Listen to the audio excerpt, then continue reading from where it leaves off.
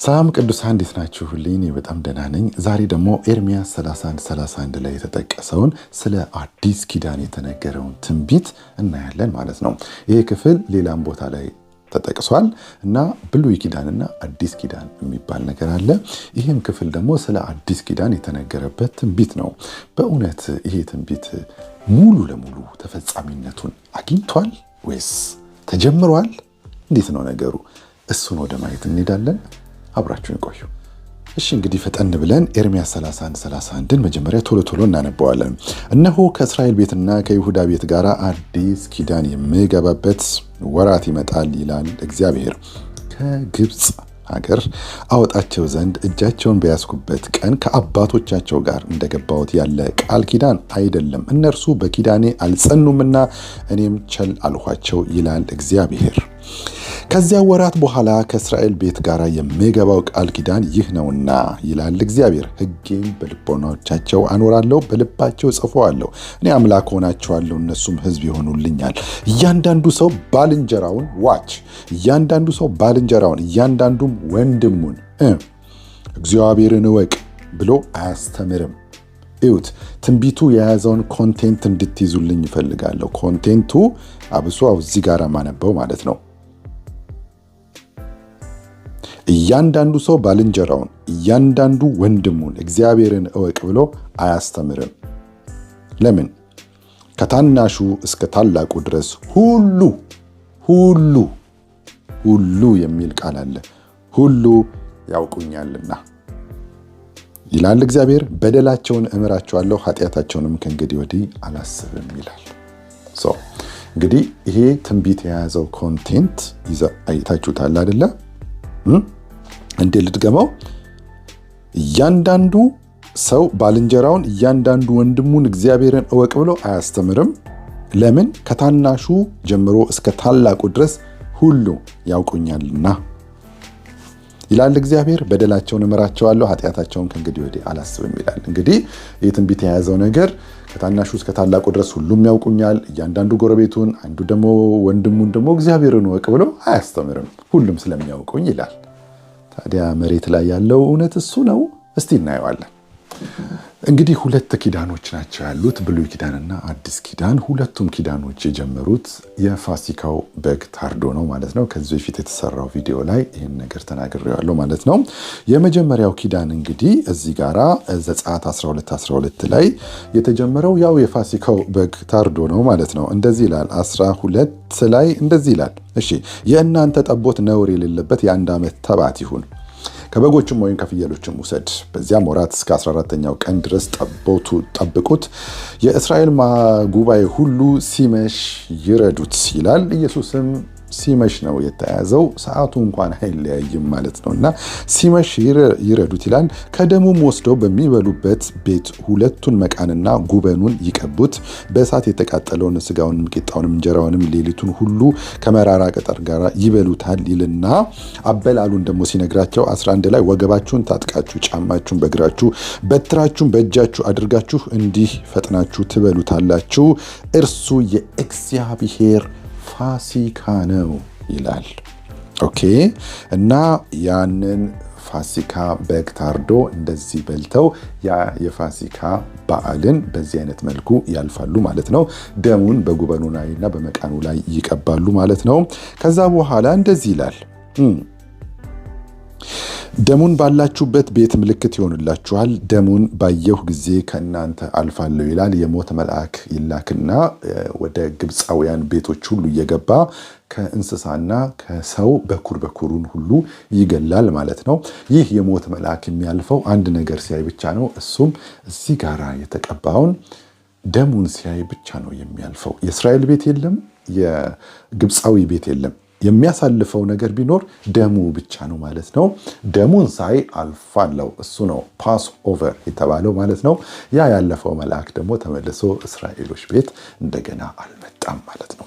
ስለዚህ የፍየሎችንና የጠቦቶችን ደም እንኳን ያየው ያ ሞት ተመልሶ እስራኤላውያን ቤት እንዳልመጣ ሁሉ ልክ እንደዛው ፋሲካችን ክርስቶስ እንደታረደ ደግሞ ጳውሎስ በአንደኛ ቆሮንቶስ ምዕራፍ 5 ላይ እንደዚህ ይነግረናል። እንግዲህ በአንደኛ ቆሮንቶስ ምዕራፍ 5 ቁጥር 7 ላይ እንደዚሁ ነው የሚለው ፋሲካችን ክርስቶስ ታርዷልና። በቃ ያ ጥላው ነበረ፣ አካሉ ደግሞ ክርስቶስ ነው ማለት ነው። እና የተያዘው ራሱ ማታ ላይ ነው አይደለ? ከማታ ጀምሮ ነው የያዙት። ያኛውም የብሉይ ኪዳኑ የፋሲካው በግ የታረደውም ደግሞ ሲመሽ ይረዱት ነው የሚለው ዘሴም ነው። ሰዓቱ እንኳን አይለያይም ማለት ነው። ስለዚህ ሁለቱም ኪዳኖች የጀመሩት እንግዲህ የፋሲካው በግ ታርዶ ነው ማለት ነው። እንግዲህ አሁን ወደ ተነሳንበት ሐሳብ ስንመጣ ወደ ኤርሚያስ ምዕራፍ 31 ላይ እንመጣለን ማለት ነው።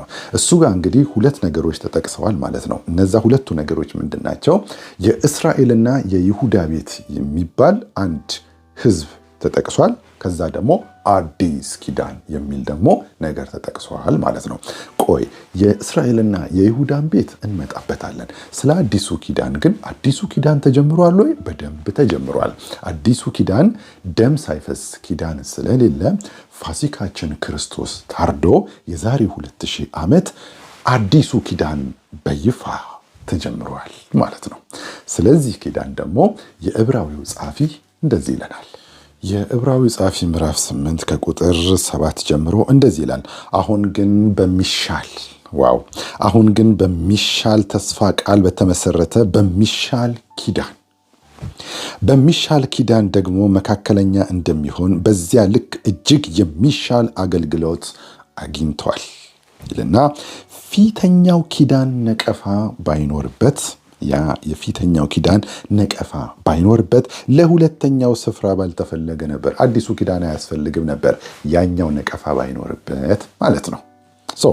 ስለዚህ እነርሱን እየነቀፈ እነማንን? እስራኤላውያንን የመጀመሪያውን ኪዳን የተቀበሉትን በግብፅ ሀገር የፋሲካው በግ ታርዶ ከግብፅ ወጥተው ቀይ ባህርን ተሻግረው በሲና ተራራ ስር ሕግ የተሰጣቸውን ኪዳን የተገባላቸውን ያንን ሕዝብ እየነቀፈ እንዲህ ይላቸዋል። እነሆ ከእስራኤልና ከይሁዳ ቤት ጋር አዲስ ኪዳን የምገባበት ወራት ይመጣል ይላል ጌታ። ከግብፅ ሀገር እጃቸውን አወጣቸው ዘንድ እጃቸውን ቢያስኩበት ቀን ከአባቶቻቸው ጋር እንደገባሁት ኪዳን አይደለም። ስቶክ አባውት ስለ እስራኤል ነው የሚያወራው። አዲሱ ኪዳን ግን እንደተጀመረ ይነግረናል ማለት ነው። አሁን የኔ ሐሳብ ምንድን ነው? ኪዳኑ ተጀምሯል ወይ? አዎ ተጀምሯል። የፋሲካው በግ ታርዷል ወይ? አዎ ታርዷል። ታዲያ ምንድን ነው የተፈጠረው ካልን ህዝቡ ግን ተጠቅሷል። ምንናማ? የእስራኤል ቤትና የይሁዳ ቤት የሚባል ወይም አጠቃላይ እስራኤል የሚባለው ህዝብ ግን ተጠቅሷል ማለት ነው። አሁን ይሄ ኤርሚያስ 31 ላይ በኋላም ዕብራውያን ላይ ደግሞ የተጠቀሰው ያንን ኮት አድርጎ ማለት ነው። ይሄ ትንቢት ለእስራኤላውያን ሙሉ ለሙሉ ተፈጻሚነቱን አግኝቷል ወይ ነው የኔ ጥያቄ። ከተባለ አላገኘም። እንዴት? ትንቢቱ የያዘውን ኮንቴንት አንድ ጊዜ ደግመን እናየውና መሬት ላይ ያለውን ሁኔታ እናየውና ትንቢቱ መፈጸሙና ለመፈጸሙን እናረጋግጣለን ማለት ነው። ከዛ በፊት ግን ምንድን ነው የሆነው? የፋሲካው በግ ታረደ አይደለም? አዎ እሺ፣ የፋሲካው በግ ታረደ። መጀመሪያ ዮሐንስ እንደሚነግረን የእርሱ ወደ ሆኑት መጣማ ኢየሱስ። የእርሱ የሆኑት ማን ናቸው? ኢትዮጵያውያኖች ናቸው? አይደሉም። ግብፃውያን ናቸው? አውሮፓውያን ናቸው? አይደሉም። እስራኤሎች ናቸው። ከዛ የገዛ ወገኖቹ እስራኤላውያኖቹ አልተቀበሉትም። ከነሱ ውስጥ ደግሞ ከመሃላቸው ግን ለተቀበሉት እስራኤላዊም ሆኖ ለተቀበሉት በስሙ ላመኑት ግን ለሐዋርያቱ ክርስቶስን ለተከተሉት በሙሉ ማለት ነው። ከዛም በኋላም ደግሞ ለኛ ማለት ነው በስሙ ለሚያምኑት ለእነርሱ የእግዚአብሔር ልጆች የሆኑ ዘንድ ስልጣንን ሰጣቸው ይላል እንጂ እንደ ሀገር ወይም እንደ እስራኤል እንደ ወገን ግን ሙሉ ወገኑ ኢየሱስን መሲሁ እሱ ነው ብለው እንደ እስራኤል አልተቀበሉትም ይለናል። ከዛስ ምንድን የሆነው? እንግዲህ ፋሲካው በግ ታረደ። ከዛስ ከሞት ተነሳ። ከዛ እንደዚህ ነው የሆነው። እንግዲህ የሚል ቃል ይጠቀማል ኢየሱስ። እንግዲህ ማለት በጣም ብዙ ነገር ያለባት ቃል ናት። ነገሩ እንዲህ ከሆነ ኢየሩሳሌም ዶሮ ጫጩቶቿን እንደምትሰበስብ ልሰበስብሽ ወደድኩ፣ እናንተ ግን አልወደዳችሁ። ነገሩ እንዲህ ከሆነ እንግዲህ የእርሱ ወደ ሆኑት መጣ፣ የገዛ ወገኖቹም አልተቀበሉትም። እንግዲህ እንዲህ ከሆነ ከሙታን ከተነሳ በኋላ ነው። እንግዲህ የምትለዋ ቃል ውስጥ ይሄ ሁሉ አለችበት። እንግዲህ እንዲህ ከሆነ አዳኛቸውን መሲሐቸውን ጋኔል አለብህ አሉት። እንግዲህ እንዲህ ከሆነ ምላሻቸው ስቀለው፣ በርባንን ፍታልን አሉት። እኛ ቄሳር ነው ንጉሳችን፣ ይሄ ንጉሳችን፣ ይሄ ምን ላድርገው? አስወግደው። እንግዲህ እንዲህ ከሆነ ማለት ነው። ልክ ከሙታን ሲነሳ ሐዋርያቱ ምንድን ያላቸው? እንግዲህ ከእንግዲህ በኋላ ምን አላቸው? ኢየሱስ ከሙታን ከተነሳ በኋላ በማቴዎስ ምዕራፍ 28 ቁጥር 17 ላይ እንደዚህ አለ። ኢየሱስም ቀረበና እንዲህ ብሎ ተናገራቸው። ስልጣን ሁሉ በሰማይና በምድር ተሰጠኝ። እንግዲህ ነገሩ እንዲህ ከሆነ እንግዲህ አልተቀበሉም አይደል? እንግዲህ ሰቀሉኝ አይደል? እንግዲህ ዶሮ ጫጩቶቿን እንደምትሰበስብ ልሰበስባቸው ስፈልግ እነሱ አልወደዱም አይደል? እንግዲህ ጋኔል አለብህ አሉት አይደል? እንግዲህ እንዲህ ከሆነ ነገሩ እንግዲህ ሂዱና አለቀ። ከዚህ በፊት አትሂዱ ብሏቸው ነበር። ወደ አሕዛብ ከተማ አትግቡ ብሏቸው ነበረ ሳይሰቀል በፊት። የመጣውም ለእስራኤል ቤት ነው። ወንጌል ለነሱ ሊሰብካቸው ነው። ኦኬ። አሁን ግን ነገሩ እንዲህ ከሆነ፣ ሪጀክሽኑ እንዲህ ከሆነ እስራኤል የተፋችው መሲኋን እንዲህ ከሆነ አዋርዳ የሰቀለችው፣ እንግዲህ ሂዱና ወዴት? አሕዛብን። በቃ አለቀ። እስራኤል ከዚህ በኋላ መተኛት ትችላለች። ጳውሎስ እንደውም ድንዛዜ ውስጥ ናቸው ይላል። ይኸው እዚሁ ጋር የአሕዛብ ሙላት እስኪሞላ ድረስ በአንዳንድ ቦታ በእስራኤል ዘንድ ድንዛዜ እንዳለ፣ በቃ ጭልጥ ብለው ተኝተዋል ማለት ነው። ኦኬ፣ ተኝተዋል ማለት ነው። 2000 ዓመት እስራኤል ተኝታለች። አይረንዶም እየሰራች ነው። አዎ ተኝታለች። ሰልጥነዋል። አዎ ተኝታለች። ኢኮኖሚያቸው ደህና ነው። አዎ ትንሽ የምታስፈራ ሀገር ናት። አዎ ግን ተኝታለች። አንተ ለካ ተኝቶ ደንዝዞ፣ ድንዛዜ ይለዋል ጳውሎስ። ደንዝዞ ለካ አይረንዶም መስራት ይቻላል። ደንዝዞ እንደ ሀገር ነው ብለው እንደኛ የሚያምኑ እስራኤሎችም ወንድሞች አሉ፣ የቤተ ክርስቲያን አካል የሆኑ ማለት ነው። እንደ ሀገር ግን እግዚአብሔር እንደ ሀገር ትንቢት ተናግሮላታልና ኤርምያስ 31:31 እንደ ሀገር ነው። ከእስራኤልና ከይሁዳ ቤት ጋር ከእስራኤል ጋር የተገባ ኪዳን ነው እና ያ ኪዳን ገና እንደ ሀገራቸው እንደነሱ አልተፈጸመም፣ ለነሱ ማለት ነው። እነሱማ ይህንን 2000 ዓመት ተኝተዋል። ምን እንዲሆን ምን እስከሚሆን ድረስ ከተባለ ይሄው ኢየሱስ የላከው እንግዲህ አሕዛብን የአሕዛብ ሙላት እስከሚፈጸም ይልሃል ጳውሎስ። ኢየሱስ ወዴት ላካቸው? ወደ አሕዛብ። ጳውሎስስ የአሕዛብ ሙላት እስከሚፈጸም እስራኤል ተኛች። 2000 ዓመት ተኝተዋል። አሁን አሕዛብ ወንጌል የተሰበከው ነው ማለት ነው። እናንብበው። እንግዲህ ሂዱና አሕዛብን ሁሉ በአብ በወልድ በመንፈስ ቅዱስ ስም እያጠመቃችኋቸው ያዘዝኳችሁንም ሁሉ እንዲጠብቁ እያስተማራችኋቸው ደቀ መዛሙርት አድርጓቸው። እነሆም እኔ እስከ ዓለም ፍጻሜ ሁል ጊዜ ከእናንተ ጋር ነኝ። በቃ አሕዛብን ወንጌል ተለቀቀ በይፋ ማለት ነው። በቃ ሂዱ፣ እነሱ ይተኙ፣ እናንተ ሂዱ፣ አለቀ። ከዛ ወንጌሉ በኋላ ደግሞ እነ ሐዋርያው ጳውሎስ መጡ። ለአሕዛብ ወንጌል ይሄው 2000 ዓመት እየተሰበከ ነው። የፋሲካው በግ ታርዷል። በዛ ደም እየታጠበን የልጁም የጌታ ኢየሱስ ክርስቶስ ደም ከኃጢአት ሁሉ ያነጻል ተብሏል። እየነጻን ወደ ፍቅሩ ልጅ መንግስት እየነጻን ወደ ፍቅሩ ልጅ መንግስት መፍለስ፣ ከጨለማ ስልጣን ወደ ፍቅሩ ልጅ መንግስት፣ በደሙ እየታጠብን ወደ ፍቅሩ ልጅ መንግስት እየተሰበሰብን ነው። የክርስቶስ አካል ተገነባች። ቤተ ክርስቲያን የምትባል ከእስራኤልም ከአሕዛብም የተወጣጣች ቤተ ክርስቲያን ተመሰረተች ማለት ነው። ኢየሱስ ገና ሳይሞት ቤተ ክርስቲያንን በዚች ዓለት ላይ እሰራለሁ እንዳለው በቃ ወደ አሕዛብ ሂዱና በአብ በወልድ በመንፈስ ቅዱስ አጥምቋቸው፣ አስተምሯቸው፣ ደቀ መዛሙርት አድርጓቸው አለ። ቤተ ክርስቲያን ተሰራች ማለት ነው። ይኸው ቤተ ክርስቲያን እየታነጸች ነው። ከጨለማ ስልጣን ወደ ፍቅሩ ልጅ መንግስት እየፈለስን ነው። እየዳንን ነው ማለት እየዳንን ነው፣ ገና የሚድኑ ስላሉ ማለት ነው።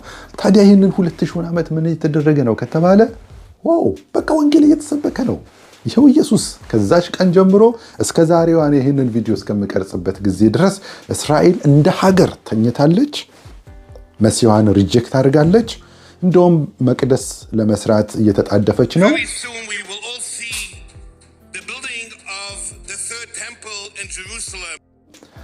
ጊደሮችም እያዘጋጀች ነው። ካህናቶችንም እያዘጋጀች ነው። መስዋዕቱን እንደ ድሮ ሊሆን ማለት ነው። ተረግጦ ዕብራውያን ምዕራፍ 10 ቁጥር 26 ዘሴም ነገር ሊደገም ማለት ነው።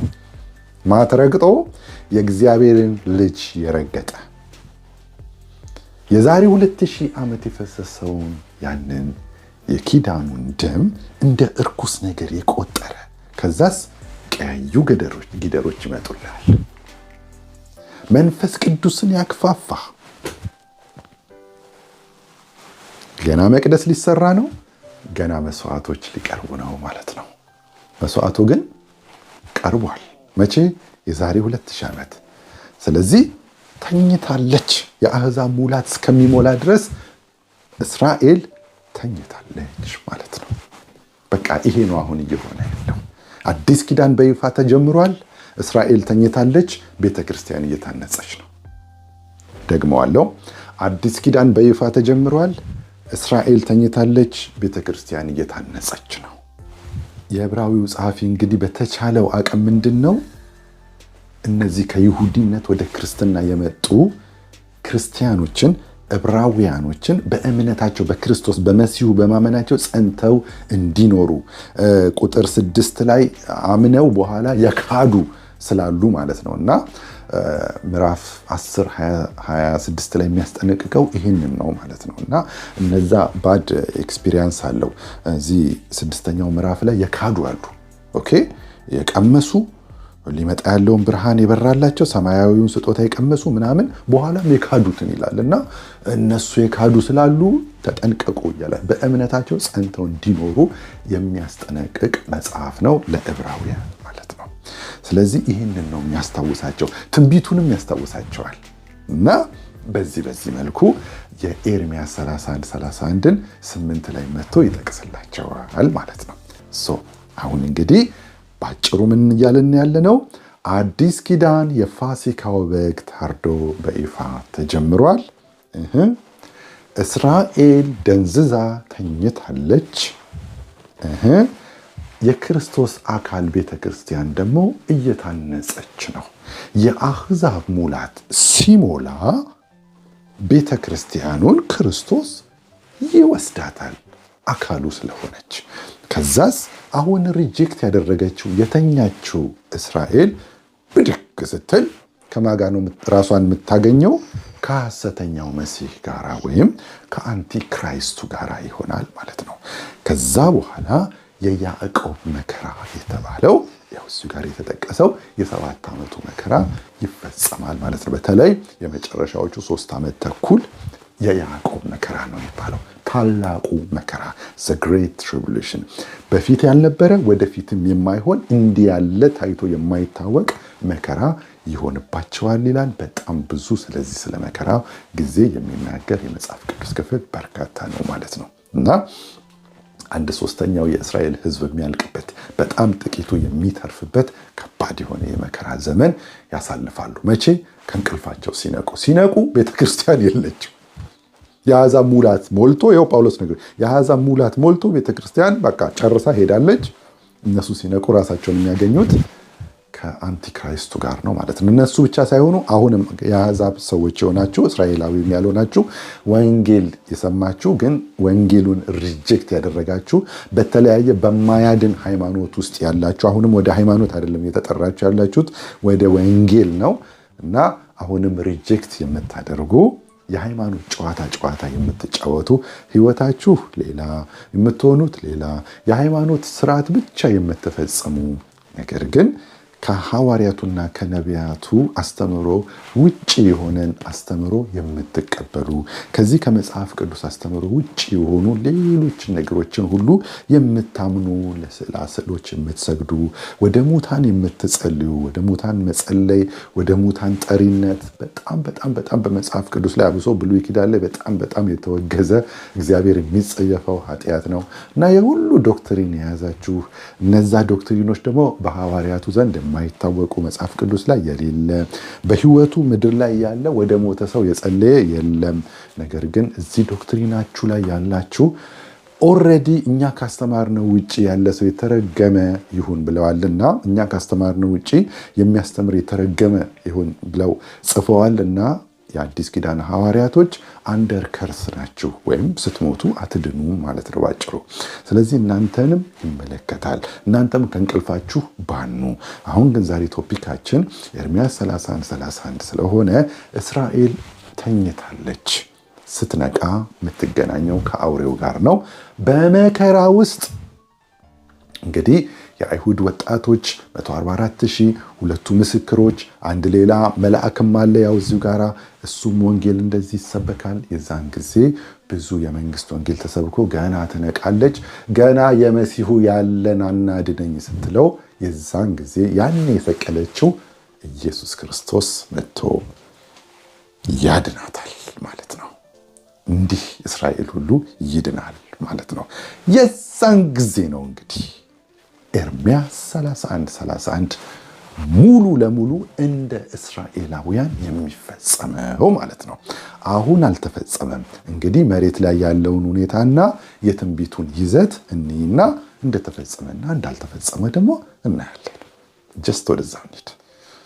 አሁን እንደተነጋገርነው ትንቢቱ አዲሱ ኪዳን የፋሲካው በግ ታርዶ በይፋ ተጀምሯል። እንደ ሀገር እንደ እስራኤል ግን ይሄ ኤርምያስ 31 ተፈጽሟል የሚለውን ለምናይ ነው አሁን ማለት ነው። ስለዚህ አዛምድ ፈተና በጣም ቀላል ነው አይደል? ስለዚህ ማዛመድ ነው በቃ ቀላል ነው። ትንቢቱንና መሬት ላይ ያለውን ሁኔታ ማዛመድ ማለት ነው። ኦኬ እንደ እስራኤላዊ ተፈጽሟል እንደ ሀገር እስራኤላዊ ሆነው በክርስቶስ ኢየሱስ አምነው የቤተ ክርስቲያን አካል የሆኑ አሁንም አሉ። 2000 ዓመት ብዙ ያመኑ እስራኤላውያኖች አሉ። ይሄ ትንቢት ግን ለብቻዋ እንደ እስራኤል ነውና የተነገረው። ይሄ ትንቢትና እንደ ሀገር እስራኤል ተገናኝተዋል ወይም ሙሉ ለሙሉ ትንቢቱ ተፈጻሚነትን አግኝተዋል ስንል ያው እያዛመድ ነው። እኔ ውስጥ እንደዚህ ይላል። አንዴ እናንብበው። ነሆ ከእስራኤል ቤትና ከይሁዳ ቤት ጋር በቃ ስፔሲፊክ ነው። እሺ እዚህ ጋር ከኦሮሞና ከአማራ ከትግሬ ቤት ጋር ከአውሮፓውያን ከምናምን ጋር ሳይሆን ከእስራኤልና ከይሁዳ ቤት ጋር አዲስ ኪዳን የሚገባበት ወራት ይመጣል ይላል እግዚአብሔር። ከግብፅ ማን ናቸው እንዳንል ከግብፅ አገር አወጣቸው ዘንድ እጃቸውን ቢያስኩበት ቀን ከአባቶቻቸው እንደገባሁት ያለ ኪዳን አይደለም። እነርሱ በኪዳኔ አልጸኑምና። አንዳንድ የእንግሊዝኛ ቅጂዎች እዚህ ኪዳኔ አልጸኑምና የሚለውን ጀስት ሃዝባንድ የሚል ነው የሚጠቀሙት። ሃዝባንድ እግዚአብሔር ፈጣሪ አምላክ እሱ ባልሽ ነው ይላልና ባል የሚል ቃል ነው የሚጠቀመው እግዚአብሔር። እንግዲህ እነሱ ናቸው በኪዳኑ ያልጸኑት እንጂ እኔ እግዚአብሔር እንደ ባል ግን ኪዳኔን ጠብቄያለሁ፣ ኪዳኑን ያልጠበቁት እነሱ ናቸው ማለት ነው። አማርኛው ብቻ ነው እንደዚህ የሚለው እንጂ ሁሉም ቨርዥኖች ሃዝባንድ የሚል ቃል ነው የሚጠቀሙት ማለት ነው። ኦልራይት እነሱ በኪዳኔ ያልጸኑምና እኔም ቸል አልኳቸው ይላል እግዚአብሔር። ከእነዚያ ወራት በኋላ ከእስራኤል ቤት ጋር የምገባው ቃል ኪዳን ይህ ነውና ይላል እግዚአብሔር። እሺ ሕጌን አሁን ከዚህ በኋላ ይሁ አሁን ማዛመድ ውስጥ ስለምንገባ እሺ ሕጌን በልቦናቸው አኖራለሁ፣ እሺ በልባቸው እጽፈዋለሁ። እሺ እኔም አምላክ እሆናቸዋለሁ፣ እነርሱም ሕዝብ ይሆኑልኛል። እሺ ከዚህ በኋላ ግን እዩት። እያንዳንዱ ሰው ባልንጀራውን እያንዳንዱም ወንድሙን እግዚአብሔርን እወቅ ብሎ አያስተምርም። ኦልራይት እሺ እያንዳንዱ ባልንጀራውን እያንዳንዱ ወንድሙን እግዚአብሔርን እወቅ ብሎ አያስተምርም። ለምን? ከታናሹ እስከ ታላቁ ድረስ ያውቁኛልና። ኦኬ ስለዚህ አሁን መሬት ላይ ያለው ሁኔታ እንዴት ነው? እስራኤል ሀገር ውስጥ ገና ወንጌል እየተሰበከ ነው። What do you know about Jesus? We call him Yeshua בעברית. Jesus, he was a Jewish man in yeshiva, but I know his followers made him a god. Okay. The Mashiach. It's not that he wanted it. I know that he was Jewish. Okay. I don't know why he got crossed, but I know that after he got crossed, people like started following them. Yeah. And I know that according to the Jewish religious, you can follow a man. Right. It's wrong. ገና ክርስቶስን ወቁ እየተባሉ እየተሰበኩ ነው። በጣም ብዙ ኮንፈረንሶች እየተደረጉ ነው። ያመኑ እስራኤላውያን ከሌላም ሀገር እየሄዱ በጣም ብዙ ሰዎች ለእስራኤሎች እየሰበኩ ነው። ይሄው እናንተው ሀገር ላይ ነው የሞተው ክርስቶስ መሲሁ እሱ ነው፣ ሌላ የሚመጣ የለም፣ የሚመጣው ራሱ ጌታ ኢየሱስ ክርስቶስ ያን የሰቀላችሁት ነው፣ አሁን እናንተ የምትጠብቁት አውሬው ነው እያሉ በደንብ እየተነገራቸው ነው። እግዚአብሔርን ወቁ ተብለው ገና እየተማሩ ነው፣ እየተሰበኩ ነው፣ እያስተማሯቸው ነው ማለት ነው። ስለዚህ ይሄ ትንቢት ገና እንደ እስራኤላውያን አልተፈጸመም ማለት ነው። ቢኮዝ ከታናሹ እስከ ታላቁ ድረስ አሁን እግዚአብሔርን እስራኤላውያኖች አያውቁ፣ ወንጌል አያውቁ፣ ተኝተዋል። የአሕዛብ ሙላት እስከሚሞላ ብለውናል ጳውሎስ፣ እንዳትሸወዱ። የአሕዛብ ሙላት እስከሚሞላ እነሱ ተኝተዋል፣ ወንጌል አይገባቸውም። እንኳን እግዚአብሔርን ሊያውቁ ደንዝዘዋል እኮ ነው። መቼ እስከ መቼ? የአሕዛብ ሙላት እስከሚፈጸም እስከሚሞላ ድረስ። እሱ ደግሞ ሲሞላ ንጥቀት ነው የሚሆነው። እስከዛው ድረስ ግን ተኝተዋል። ስለዚህ ከታናሹ እስከ ታላቁ ድረስ ያውቁኛል የሚለው ነገር ገና ተፈጻሚነትን አላገኘም። መሬት ላይ ያለው ሁኔታ ምንድነው? አሁን እስራኤል ሀገር ሄደ ለአንድ አይሁዳዊ ስለ ክርስቶስ ብትነግረው ይስቅብሃል፣ እንኳን እግዚአብሔርን ሊያውቅ ይቅርና ማለት ነው። ስለዚህ ገና እግዚአብሔርን ወቁ እየተባሉ ወንጌል እየተነገራቸው ነው። ትንቢቱ ግን ምን ይላል? እያንዳንዱ ጎረቤቱ እያንዳንዱ ወንድሙን እግዚአብሔርን ወቅ ብሎ አያስተምርም ይላል። ስለዚህ ይሄ ነገር ገና ተፈጻሚነት የሚያገኘው ገና ወደፊት ነው ማለት ነው። መቼ ነው? ያኔ ከ7 ዓመቱ መከራ በኋላ መሲያቸው ይመጣል። መናገሻ ከተማውን ኢየሩሳሌምን አድርጎ ጌታችን ኢየሱስ ክርስቶስ 1000 ዓመት ይህንን ምድር በሚገዛበት ከቅዱሳኑ ጋር ከቤተ ክርስቲያን ጋር ሆኖ በሚገዛበት ጊዜ የዛን ጊዜ ሙሉ እስራኤል እግዚአብሔርን ታውቃለች። የዛን ጊዜ እግዚአብሔርን ወቁ ተብሎ አንጃ ግራንጃ ወይም ስብከት የለም እስራኤል ውስጥ፣ ሁሉም ያውቁታል። ከታናሹ እስከ ታላቁ ድረስ ያውቁኛልና የሚለው ነገር ገና ያኔ ነው የሚፈጸመው ማለት ነው። እሺ፣ እና እግዚአብሔርን ወቅ ብሎ አያስተምርም። ከታናሽ ከታላቁ ድረስ ሁሉ ያውቁኛልና ይላል እግዚአብሔር። ከዛስ ምንድነው የሚሆነው? በደላቸውን እመራቸዋለሁ። አሁን ገና በበደል ውስጥ ናቸው። ገና መቅደስ ሰርተው ገና ቀያየ ጊደሮችን እያመጡ ገና መስዋዕት ሊያደርጉ ነው። ገና መርገም ውስጥ ናቸው ያሉት። ገና ድንዛዜ ውስጥ ናቸው ያሉት። ይህ ትንቢት እንደ ሀገር እንደ እስራኤል ገና አልተፈጸመላቸውም። ለነሱ ነው ያልኩት። እኛ ሹልክ ብለን ገብተን በደሙ ታጥበን ወደ ፍቅሩ ልጅ መንግስት ተቀላቅለን የክርስቶስ የቤተ ክርስቲያን የአካሉ ብልቶች ሆነን ተገጣጥመናል። እነሱ ደንዝዘዋል። ይሄ ትንቢት ገና እንደ እስራኤላውያን አልተፈጸመላቸው ማለት ነው። በትልቅ መከራ ውስጥ ነው ገና ይሄ ትንቢት የሚፈጸመው ማለት ነው። ስለዚህ ኤርምያስ 31:31 ገና ለእስራኤላውያን ያልተፈጸመ ትንቢት ነው ማለት ነው። አዲስ ኪዳን በይፋ ተጀምሯል። አዲስ ኪዳን እንደ እስራኤላውያን ግን እንደ ሀገር ገና ተፈጻሚነቱን አላገኘም ማለት ነው። በደላቸውን እመራቸዋለሁ፣ ኃጢአታቸውን ከእንግዲህ ወዲህ አላስብም ይላል። በቃ ከዛ በኋላ ምንም እስራኤል በሙሉ ሕግ ከጽዮን ይወጣል ይላል እኮ። ከዛ በኋላ ኢየሱስ 1000 ዓመት ይህንን ምድር ሲያስተዳድር የዛን ጊዜ ዓለም ሁሉ የሚተዳደረው እንደውም ከእስራኤል ሀገር በሚወጣ ከበጉ በሚወጣ ሕግ ከጽዮን ይወጣል ይላል። ከዛው ከሀገር በሚወጣ ሕግ ነው ዓለም ሁሉ የሚተዳደረው። ምክንያቱም በጉ መሲሐቸው ያኔ ሪጀክት ያደረጉት አሁን የተቀበሉት ያዳናቸው መሲሐቸው እሱ ነው ይህንን ዓለም ለ1000 ዓመት የሚገዛው ማለት ነው። የዛን ጊዜ እስራኤል ሁሉ ይድናል። የዛን ጊዜ ከታናሽ እስከ ታላቁ ድረስ ሁሉም ያውቁኛል። አንድ እስራኤላዊ ሄደ ጌታን ወቅ ብለህ የዛን ጊዜ ልትናገር አትችልም ማለት ነው። ሁሉም ያውቁታል ማለት ነው። እና ይሄ ትንቢት ገና ያኔ ነው ለእስራኤላውያን የሚፈጸመው ማለት ነው። እኛ ግን በቆረጣ ገብተናል። ጸጋው አግዞን ከኛ ብርታት አይደለም፣ መፈለግንም ማድረግንም ያደረገው እግዚአብሔር ነው። እግዚአብሔር ይመስገን መቼስ።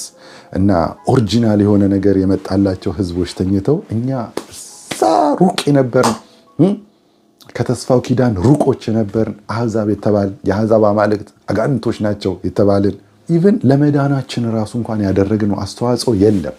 ኢቭን አንዳንዶቻችን ማመናችንን ራሱ የኛ አስተዋጽኦ አድርገን ራሱ ልንናገር ይቃጣናል። ነገር ግን መጽሐፍ ቅዱስ ሲናገር መፈለግንም ማድረግንም በእናንተ ውስጥ የሚሰራው እግዚአብሔር ነው ይለናል። ኢቭን እንድናምን ራሱ ያደረገን እንደ ሊዲያ ልባችንን የከፈተልንም ራሱ ነው ማለት ነው። እና ትንሽዬ ነገር እንደው ልባችንንም አይቶ በቃ ጀስት ልባችንን የከፈተልንም እሱ ነው ማለት ነው። እግዚአብሔር እንግዲህ ማዳኑ እንደዚህ ነው። ማዳን የእግዚአብሔር ነው ማለት ነው። እኛ በቆረጣ ነው የገባ ነው። ኦኬ፣ በቆረጣ ጳውሎስ ጥሩ ስም አውጥቶልናል። የበረሃ ወይራዎች፣ ደረቆች፣ ምንም ከተስፋው ኪዳን ርቀን የነበርን፣ አንድ እስራኤላዊ መጥቶ ማይጨብጠን የነበርን፣ ከመልካሙ የወይን ግንድ ጋር መተን የተጣበቅን፣ ከክርስቶስ ጋር የመጣበቅ እንደውም የአካሉ ወይም የቤተ ክርስቲያን ብልቶች ሆነን ከሱ ጋር አብረን ውስጡ የገባን ማለት ነው። እንዴት አይነት እድል ነው! ዋናው የመጣላቸው ሰዎች ተኝተዋል፣ ደንዝዘዋል። እኛ አህዛቦች ደግሞ ገብተን በክርስቶስ አካል ውስጥ ነን ማለት ነው። እና ዛሬ በጌታ የሆናችሁ እጅግ ደስ ሊላችሁ ይገባል። ይህ የአህዛብ ሙላት ገና ያልመጡ እየዳኑ ያሉ ቅዱሳኖች በሚመጡበት ጊዜ የአህዛብ ሙላት ሲጠናቀቅ በቅርቡ መነጠቅ ወይም ራፕቸር ይሆናል። ቤተክርስቲያን ይህንን ምድር ለቃ ትሄዳለች ከመንፈስ ቅዱስ ጋር ማለት ነው። እዚህ ምድር ላይ የሚቀሩት አሁን ወንጌል ያልሰሙትና የማያምኑ እስራኤላውያን ብቻ ናቸው ማለት ነው። ከማን ጋር ነው የሚገናኙት? እንደተባባል ነው ከአውሬው ጋር ነው ማለት ነው። እና ያ በጣም ቴሪብል ታይም ነው ማለት ነው። ኤርምያስ 31:31 ለእስራኤላውያን የተነገረው ትንቢት እንግዲህ ይህንን ይመስላል። ገና ተፈጻሚነቱን ለእስራኤላውያን እንደ ሀገር አላገኘም። የፋሲካው በግ ታርዶ አዲሱ ኪዳን ግን በይፋ ተጀምሯል። እኛ በዚህ ኪዳን ውስጥ ገብተን የክርስቶስ የአካሉ ብልቶች ሆነናል። እስራኤል ተኝታለች፣ የአህዛብ ሙላት ግን ገና እየተካሄደ ነው። የክርስቶስ አካል እየታነጸች ነው። ሙሉ በሚሆንበት ጊዜ የአህዛብ ሙላት ሙሉ በሚሆንበት ጊዜ ግን ራፕቸር በቅርቡ ይሆናል ማለት ነው። ቅዱሳኖች በዚህ ቃል ተጽናኑ። መልካም ጊዜ ይሆንላችሁ። ጸጋ ይብዛላችሁ።